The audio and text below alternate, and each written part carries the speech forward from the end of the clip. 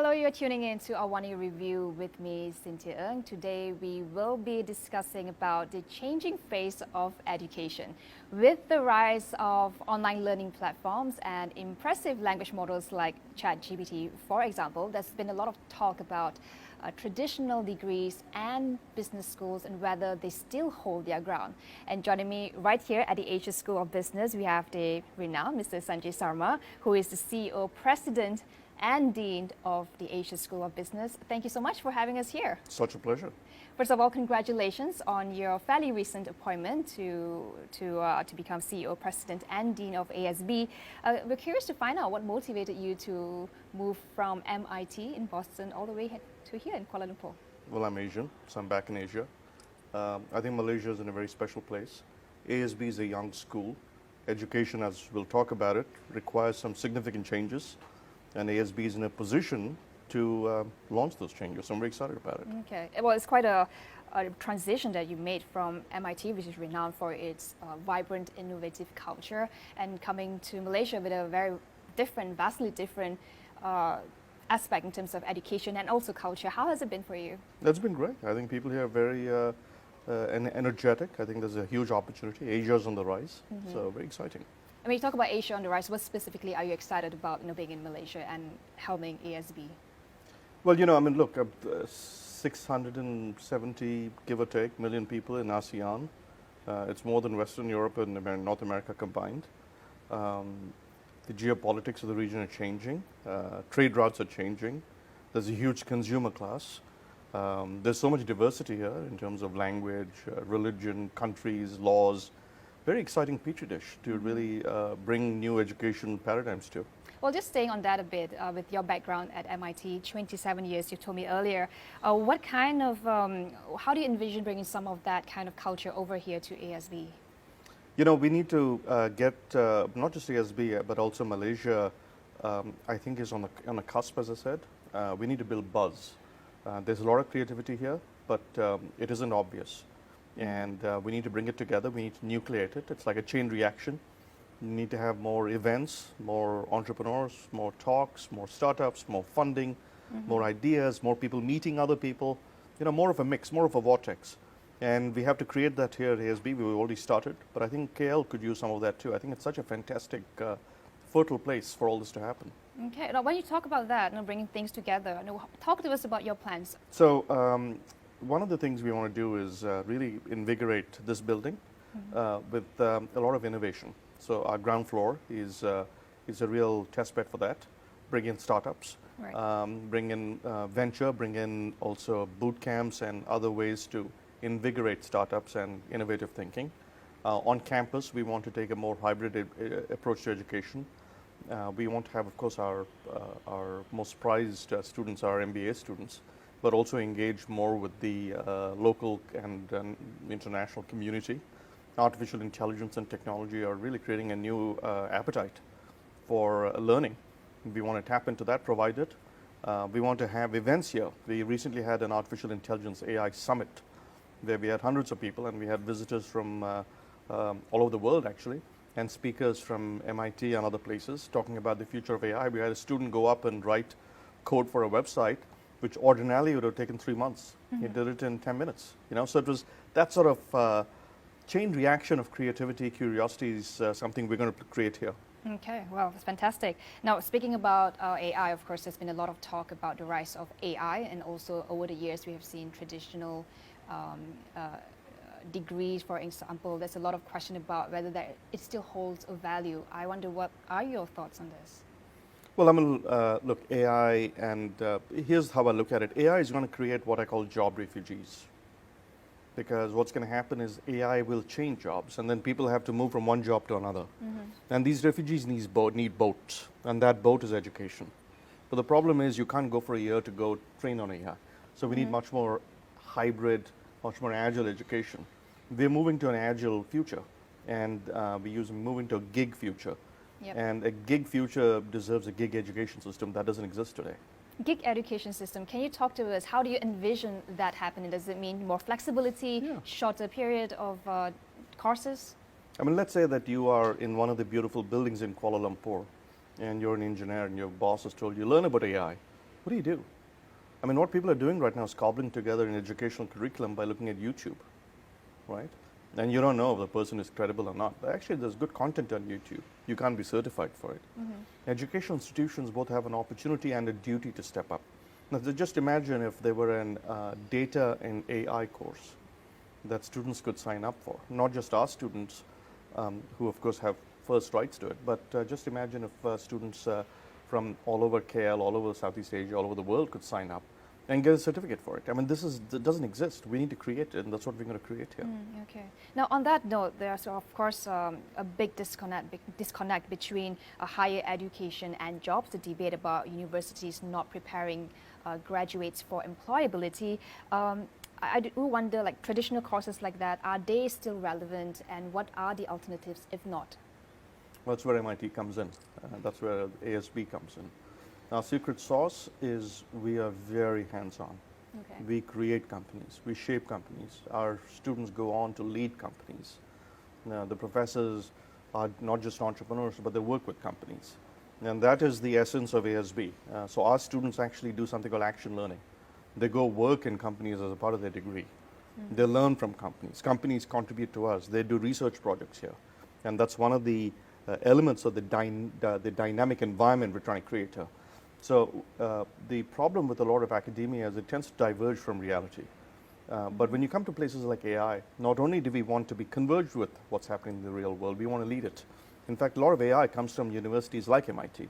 Yep. And ASB, the faculty are doing amazing research on topics related to AI. And so here is where we want to bridge that skills gap. It's not just a skills gap we want to close. We want to create future skills. In other words, we want to go beyond it. And this is a fundamental thing in our ethos here at the Asia School of Business. Well, certainly, I think the question right now is, what kind of skills do you equip students and graduates now for them to be prepared for jobs of the future? Where do you think traditional institutions lack at this point in time? And for employers' perspective, is it still relevant to have a 4-year degree?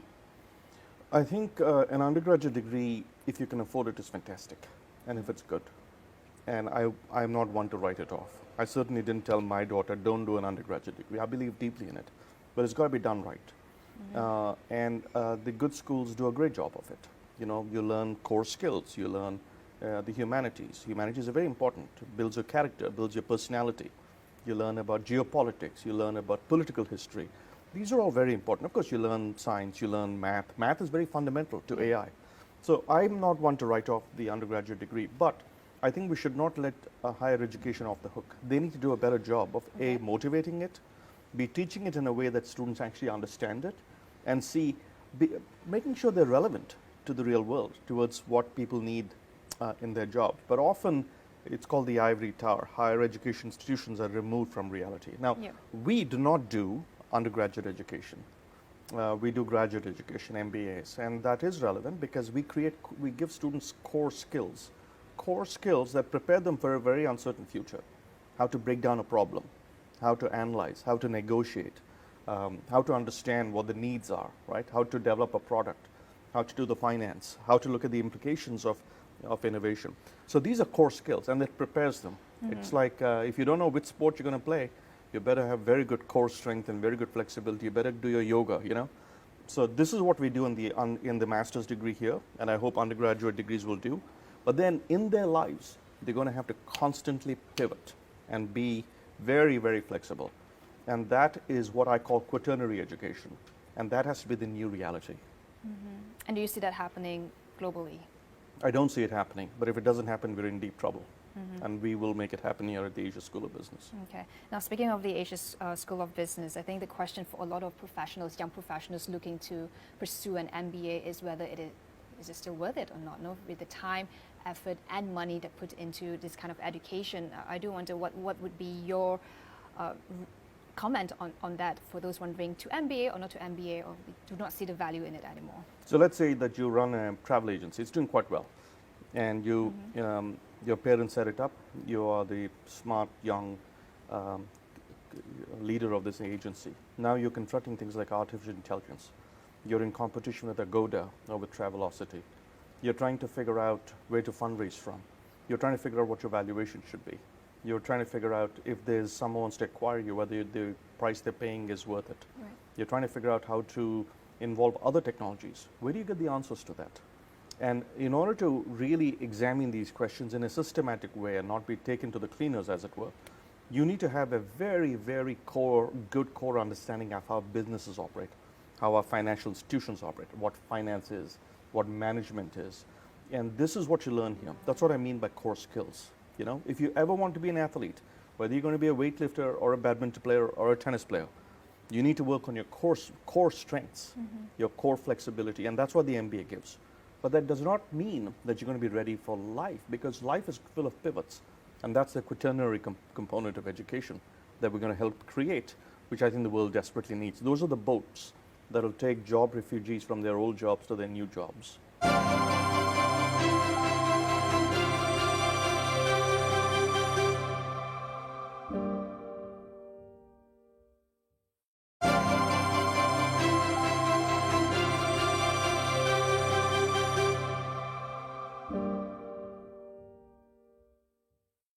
Can you talk to us then a bit about the programs that's offered at ASB? Yeah. So we have 3 degree programs, and we have lots of non-degree programs. So the degree programs are, we have an MBA, which has 2 pieces to it, either the executive MBA, which is for working professionals who want to do it on a part-time basis, or for full-time MBAs who are willing to take a year off, come here, immerse themselves, and leave transformed. So that's the MBA. The MBA is a transformative experience to prepare you for management. Then we have a master's in central banking, which is very unique. And central banking is, of course, what Bank Nagara does, but central banks around the world manage the monetary policies and the financial institutions in their countries. And things like exchange rates, interest rates, all these things are sort of related to that. And they're more and more central as the world becomes global.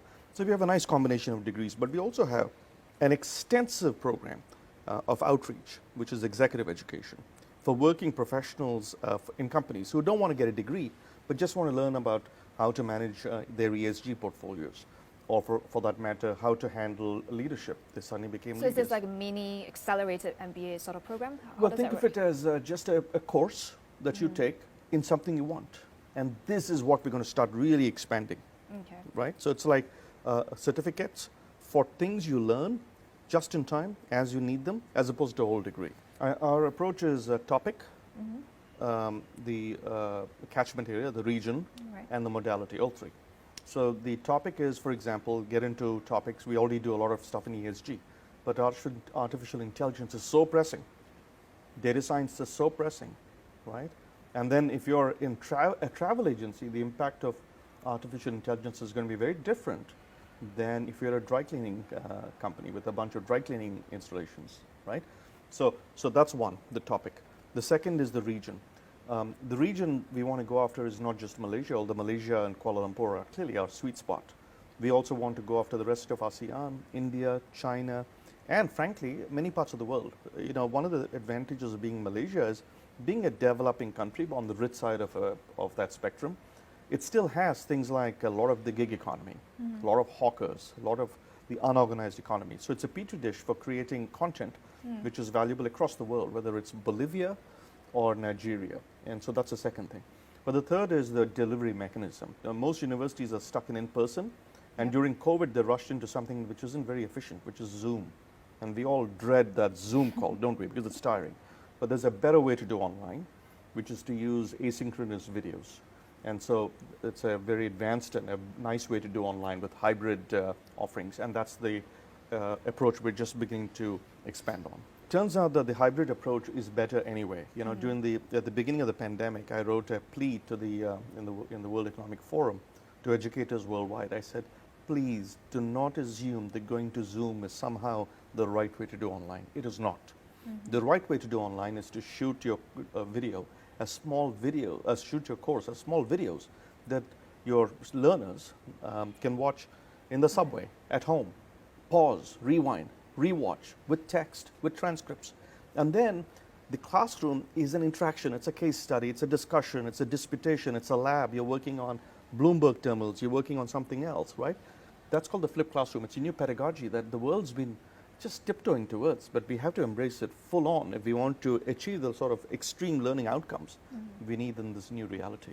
I would like to find out your thoughts then about the role of an educator or a lecturer in new environment that you just spoke about. Yeah, you know, I was talking to my daughter. My daughter often says to me, she's 21, don't lecture me, don't lecture me. But, you know, the fact of the matter is that the word lecture has become slightly negative, and it deserves to be.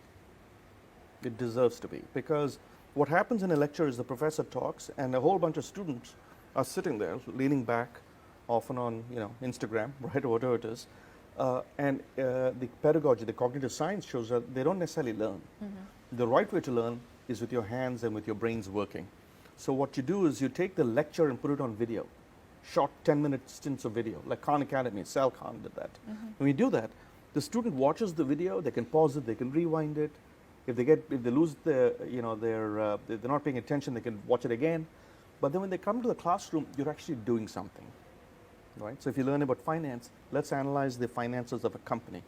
So now you see you're bridging the gap between the theoretical and the real world. So this is called a flipped classroom. And it's a whole new pedagogy. Many of us, I've written books about it, others have as well. And we've been talking about it for about a decade. This is the time to implement it, because we have to make sure that learning is deeply, deeply effective, because we can't afford to mess this up. If the boats that take these job refugees from the old jobs to the new jobs, if they have holes in them, we have a real problem. And the lecture format has a hole in it. And so we want to fundamentally change the pedagogy. So even regular teaching at ASB, we will go hybrid. You speak to a lot of policymakers, government leaders, education ministers. When you speak to them and you raise all these issues, what are the challenges facing them to implement this kind of changes that you see so clearly is the biggest problem in Everyone education? agrees with this. The teachers agree, the parents agree, the students agree, the ministers agree. But it doesn't change. It doesn't change because the system is so baked in.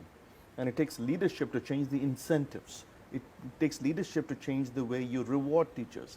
It takes leadership to change the way you examine outcomes. And it takes a very, very systematic rethinking. And that is the missing link. At ASB, we can do it because, you know, we're a small school. And that's why I was excited about this role. And we're going to do it here. But hopefully it'll be a model that we can take to primary, secondary, tertiary, and as I said, quaternary education. What is an effective leadership in a world where it's so fast changing? What kind of leadership do you see is essential in this day and age? So, you know, the old type of leadership is the military style, command and control, right? You make plans, you know, follow plans. And of course you have to make planning, but Dwight Eisenhower had a great quote. He said, I love planning, I hate plans. Because the first casualty of war is a plan. So the alternate form of leadership is agile leadership, where the leader is not the leader per se, the leader is simply the cheerleader. The team is empowered to see the future, contribute ideas, pick the right idea, test, pivot, learn, and move on. And it's a very different form of leadership. And startups are moving in this direction. That's why startups often eat the lunch of large companies. But this is what we hope to achieve here with our extraordinary team. Do you describe that as your leadership style? I think so, yeah, I would, yeah. Okay, all right. Now, with the advancements in AI and language models, which I mentioned earlier, ChatGPT is, of course, just one of the things that we're seeing. I'm curious, Sanjay, what do you think in the MBA curriculum do you think are becoming less relevant and should be changed? Actually, the MBA curriculum is a bigger question. The MIT MBA curriculum is very unique, and that's the one we use here at the Asia School of Business. As you probably know, MIT professor, we have fantastic colleagues, faculty here. They teach most of the courses, but a whole bunch of MIT professors come and teach many of the other courses. So, and we follow the MIT curriculum. Our students actually also go to MIT for 3 weeks in an MIT immersion. They get to taught there as well. So we're our ethos is very MIT. The MIT curriculum is very unique, actually. The core is very limited. The curricular core is very limited, and there are lots of electives. The core has some things that you will need regardless of what you do. Operations, you know, ethics, marketing, right? You have finance. You have to do that anyway. And GPT is going to impact those fields individually. And we're working very much on that. In fact, very soon we'll be launching something called the AI Observatory, where where people can come in and see what's happening in all these fields because of artificial intelligence. So that's the MIT curriculum. Where we have an advantage is electives. So we have a lot of electives, and the electives can morph over time, you know. I mean, this is what, 2023 June, right? I mean, 2022 June, there was no chat GPT.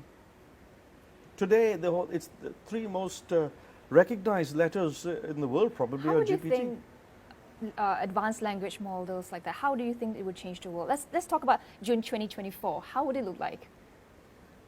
A couple of ways. I think that you will see a lot of bots take over tedious jobs.